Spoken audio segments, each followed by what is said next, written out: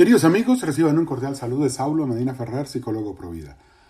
Para nuestro programa, Cargados de Experiencia, Jóvenes de Espíritu, en el día de hoy vamos a responder a una pregunta que nos viene muy bien con el especial de Adviento que de manera inopinada llevamos a cabo durante toda esta semana. Cerrando la misma, una inquietud de un caballero nos puede dar luces. ¿Puede ser esta una pregunta que nos puede servir como una especie de estrella de Belén? A ver, hagamos la analogía completa y precisemos cómo es. La estrella de Belén guió a unas personas, a unos magos de Oriente, a que llegaran a donde Jesús a adorarlo. Yo creo que también, en este caso, la desorientación, el dolor, la tristeza, la rabia, la frustración que tiene el ser humano, le puede servir como guía para llegar al bebito de Belén. Vamos a ver cómo sale esto. Antes de continuar, pidámosle a Jesús su misericordia con todas las personas que en el día de hoy vayan a agonizar, de manera particular los que estén solos en los hospitales o los que lo rechacen en el momento de su muerte. Padre nuestro que estás en los cielos, santificado sea tu nombre, venga a nosotros tu reino. Hágase, Señor, tu voluntad así en la tierra como en el cielo. Danos hoy nuestro pan de cada día. Perdona nuestras ofensas, como también nosotros perdonamos a quienes nos ofenden. No nos dejes caer en la tentación y líbranos del mal. El ser humano es muy débil en muchos aspectos de la vida. Creo que todos tenemos maldad en nuestro corazón por experiencias anteriores o por factores sociales. Y se hace difícil cambiar la actitud frente a este tipo de cuestiones. Ahora, después de haber tenido un acercamiento a Dios a través de predicaciones y lecturas, puedo afirmar que el hombre, entre más lejos esté de su Creador, más complicado le será el camino para regresar hasta la paz y el amor de Dios. Mi pregunta es, ¿cómo vencer las tentaciones? ¿Cómo evitar toda la maldad del mundo? Y más aún, ¿cómo evitar y acabar con la maldad de mí mismo? Una cosa interesante, yo a este caballero lo estoy aprendiendo a conocer.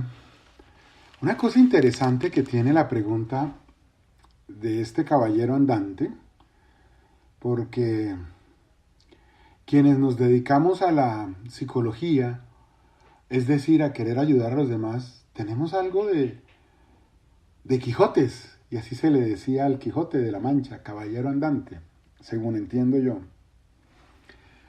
Una cosa interesante de este amigo, que va pintando por una buena senda de psicólogo, es que él le quiere pegar al premio mayor, él no se conforma con un seco. ¿Qué sería un seco, no? ¿Cómo hacemos para que las personas puedan sobrellevar sus dificultades?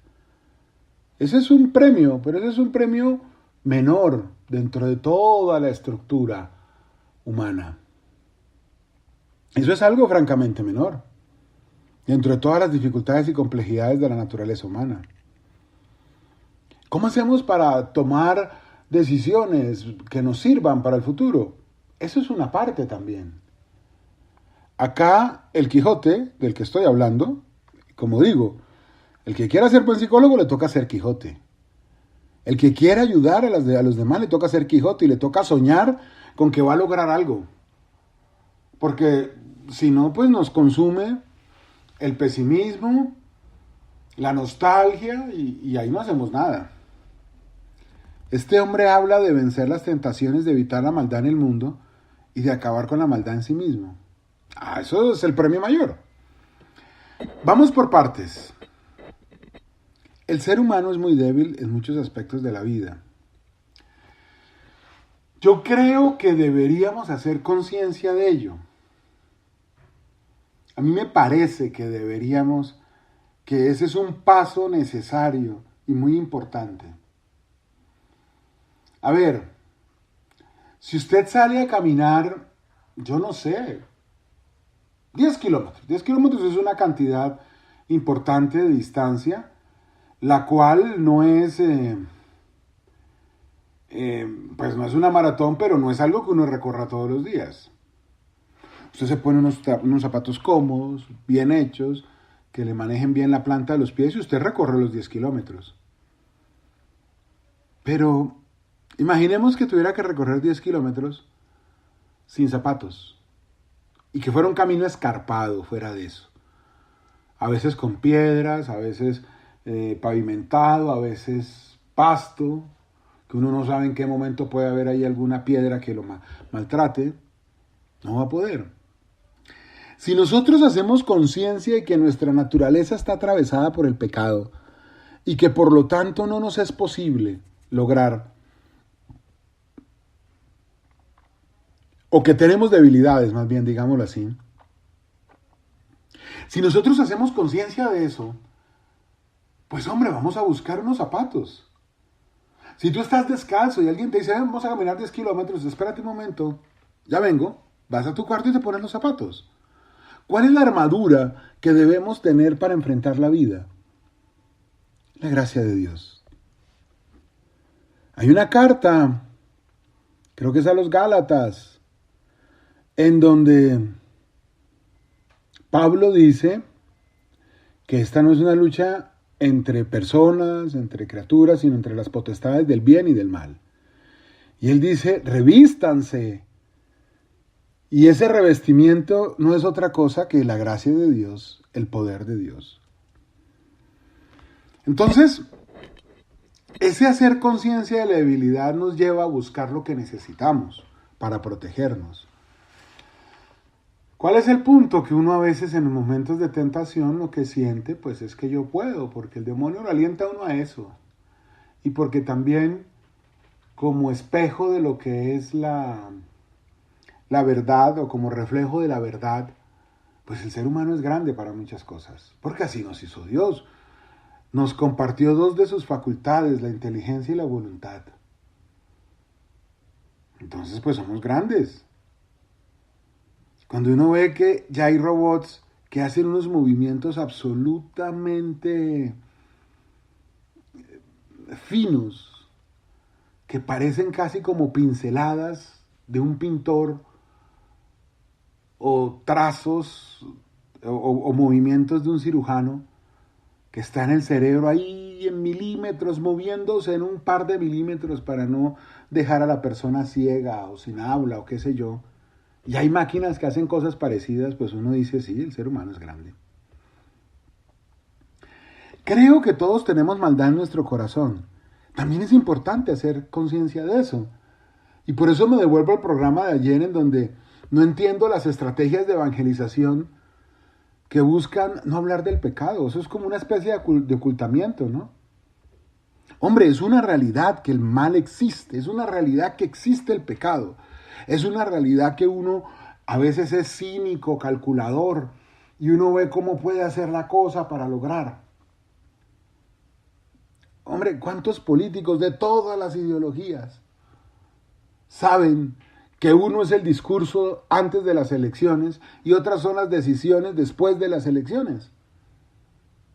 Y en las épocas aquellas que yo no sé, yo creo que no se han ido del todo, ¿no? En que el día de elecciones, lechona, tamal, sándwiches, gaseosa. Eso es cinismo, porque el tipo sabe que no va a cumplir. Entonces, hacer conciencia de la maldad que existe en el corazón por el pecado original, por mi historia previa, me ayuda a tener claridad en mi debilidad y de nuevo a revestirme, a protegerme. ¿Con qué? Con la gracia de Dios.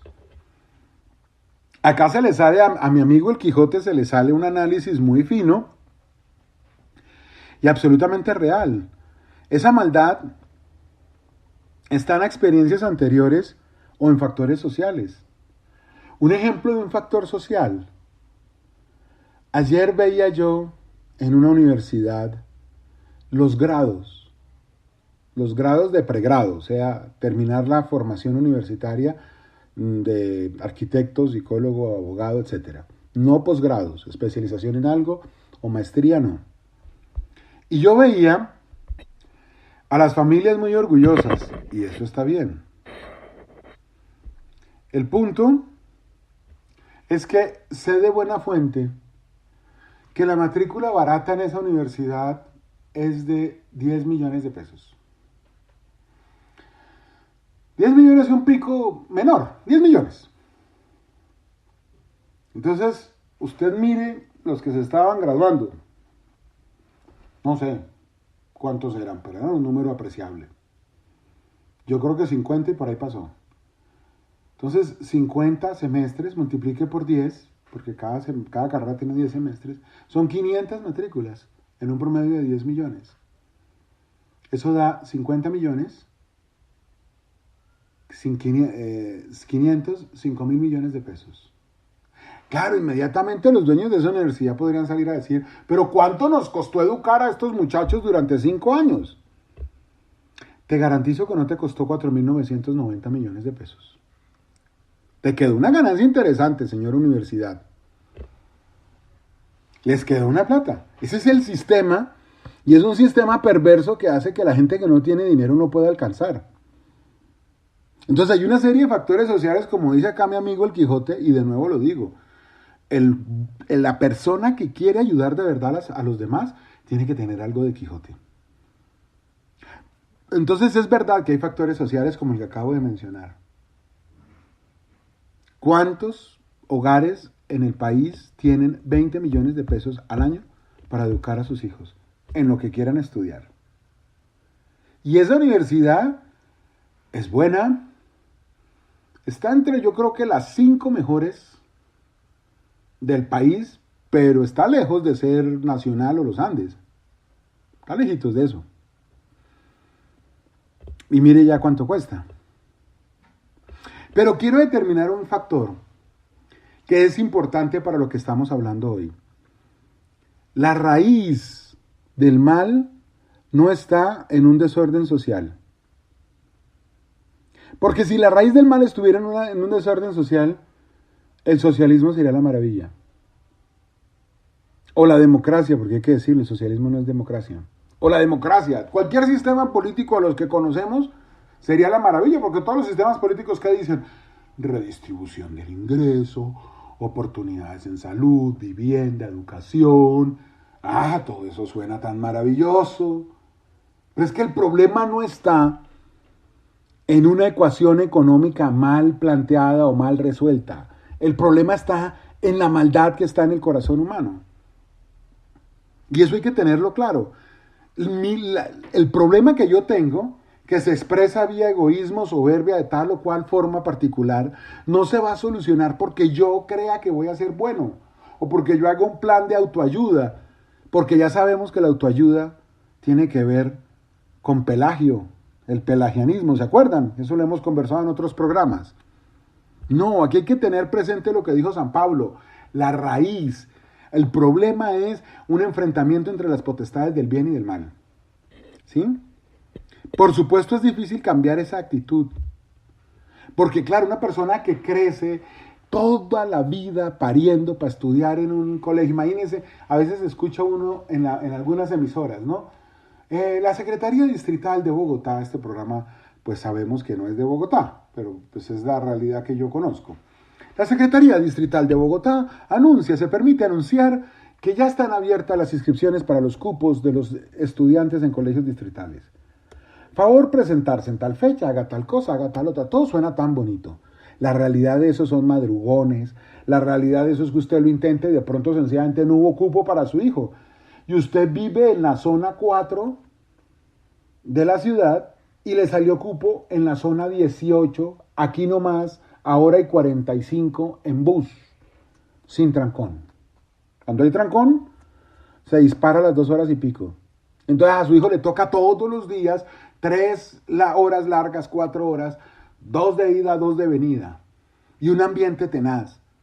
Y entonces algún día el muchacho se pregunta, ¿a mí por qué me toca estudiar así? Si yo veo que hay gente que se siente, la recoge un bucecito todo cuquito, bonito, y 30, 40 minutos después está en su colegio. Esa es la realidad.